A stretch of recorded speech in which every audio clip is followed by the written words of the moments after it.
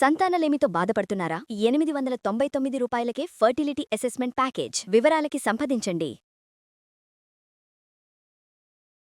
నమస్తే రమగారు. నమస్తే జయ. రమగారు, bad breath, నోటి నుంచి దుర్వాసన చాలా కంఫర్ట్ అనేది అనిపించదండి, అన్కంఫర్టబుల్గా ఉంటుంది. పక్కన వాళ్ళ దగ్గర నుంచి అట్లా వస్తూ ఉంటే చెప్పలేము, మాట్లాడలేకపోతాం, దగ్గరికి వెళ్ళలేకపోతాం కదండి. చిన్న మనకైనా ఇబ్బంది, మనకి కూడా తెలుస్తూ ఉంటుంది కొన్ని సార్లు. అయితే నేను వాటర్ తక్కువ తీసుకుంటే బ్రీత్ అలా బ్యాడ్గా వస్తుందని కూడా విన్నానండి. అసలు ఎందుకు డ్రై అయిపోతాయి, గొంతు డ్రై అయితే బ్యాడ్ బ్రీత్ వస్తుంది. ఓకే, ఒకటి పళ్ళల్లో సమస్య, దానివల్ల పయోరియా అంటారు. పయోరియా అంటే ఈ పళ్ళకి ఒక రకంగా ఫంగస్ లాంటిది, అంటే పాచి లాంటిది ఫామ్ అయ్యి అది అలా ఉండిపోతుంది, టార్చర్ ఫామ్ అవుతుంది, అది ఉండిపోతుంది. ఆహార పదార్థాలు ఇరుకుంటాయి, పన్ను ఏదైనా పాడవుతుంది, పళ్ళల్లో ఇన్ఫెక్షన్స్, బాగా బ్రష్ చేయకపోవటము, నోరు డ్రై అయిపోవటము, లేకపోతే గొంతులో ఫ్లమ్ ఉండటం, జలుబు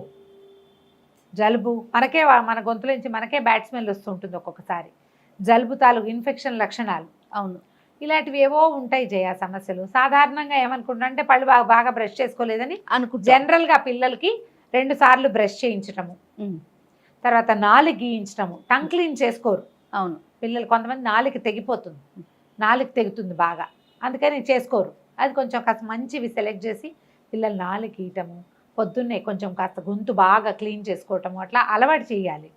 మనం కూడా అలవాటు చేసుకోవాలి. ఏదైనా తినంగానే నా మాంసాహారం తిన్నాక తప్పకుండా బ్రష్ చేసుకోవటం. తమలపాకులు వేసుకుంటారు చాలామంది కదా, తమలపాకులు వేసుకున్నాక కూడా తమలపాకులు వేస్తే చాలా మంచిది ఆరోగ్యానికి, అది పళ్ళకి మంచిదే, కానీ ఒక రకంగా గార పట్టినట్టుగా అవుతుంది. అందుకని తమలపాకులు పొద్దున్న మధ్యాహ్నం కిళ్ళి వేసుకుంటే ఈవినింగ్ మొహం కడుక్కునేటప్పుడు పళ్ళు బ్రష్ చేసుకోవటం. అయితే ప్రతిసారి పేస్ట్ వాడాలా అనేది ఒక ప్రశ్న వస్తుంది. ఎవ్రీ టైము పేస్ట్ అయితే అక్కర్లేదు, ఒట్టి బ్రష్ చేయటం, కొంచెం ఉప్పు నీళ్ళు లాంటివి పుక్కిలించి ఉమ్మేయటం, నీళ్లు బాగా పుక్కిలించటం, ఏదైనా తిన్నాక నోరు పుక్కిలించుకోవటం, అది చెయ్యం కదా, ముత్తు తుడుచుకుంటారు అంతే. వాటర్ని లోపల నోట్లో కదలనివ్వరు, బాగా కదిలితే ఏమవుతుంది పళ్ళల్లో ఏదైనా ఫుడ్ పార్టికల్స్ ఇరుకుంటే అవి వచ్చేస్తాయి బయటికి. వాటిని తీయటానికి ఏంటి, అవి వాడతారు కదా, స్టిక్స్, టూత్ పిక్ వాడతారు, డెంటల్ ఫ్లాస్ దొరుకుతాయి, వాటితో వాడుకుంటారు. వాటికంటే నీళ్లు చాలా మంచిది, అంతే, అవి కూడా ఓకే.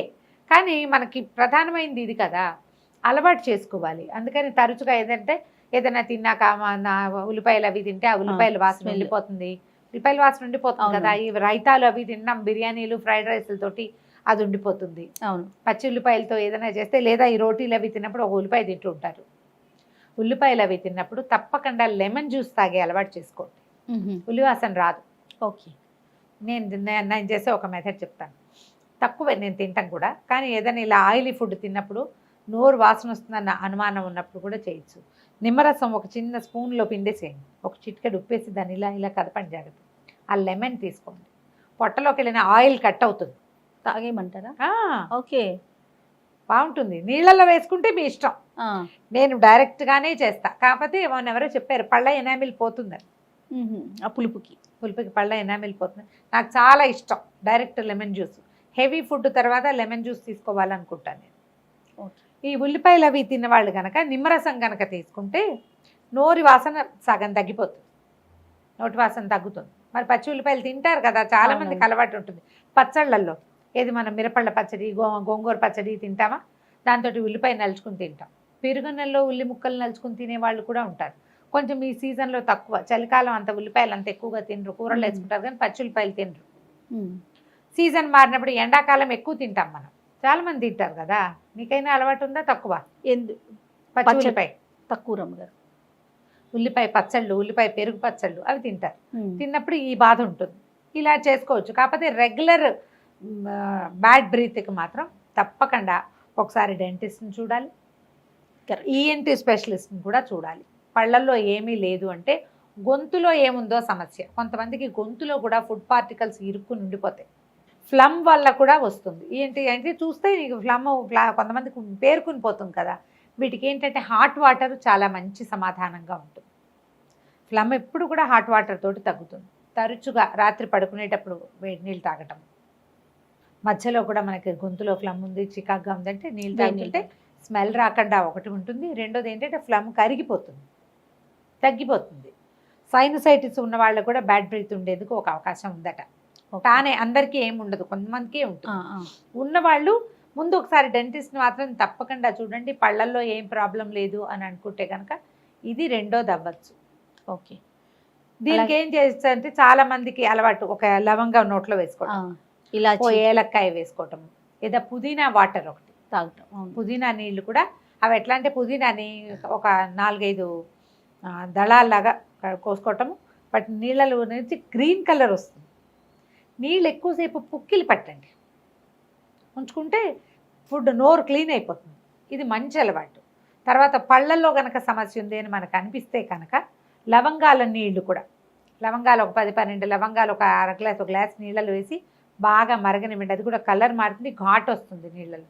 ఆ నీళ్ళు ఎక్కువసేపు పుక్కిలు పట్టినా కూడా పళ్ళల్లో ఉన్న సమస్య పోతుంది.